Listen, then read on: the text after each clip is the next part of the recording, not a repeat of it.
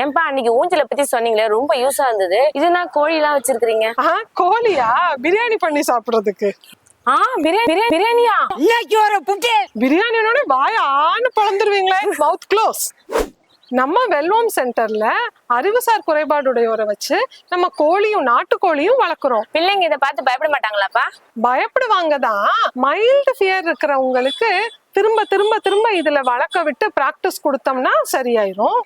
Severe phobia இருக்கிறவங்களுக்கு நம்ம first காடை வளர்ப்பு பிராக்டிஸ் கொடுக்குறோம். ஏன்னா காடை சின்னதா தானே இருக்கு, அதனால அதுல அவங்க டீல் பண்ண விட்டுட்டு அதுல அவங்களுக்கு பிராக்டிஸ் கொடுத்துட்டு அப்புறமா அவங்கள நாட்டுக்கோழி வளர்ப்புல ஈடுபடுத்துறோம். கோழிக்கு 2 வேளை சாப்பாடு கொடுக்க வைக்கிறோம். அப்ப 2 வேளை சாப்பாடு கொடுக்கறதுனால எந்த டைம்க்கு கரெக்டா கொடுக்கணும் அப்படின்னு அவங்களுக்கு தெரிஞ்சிரும்.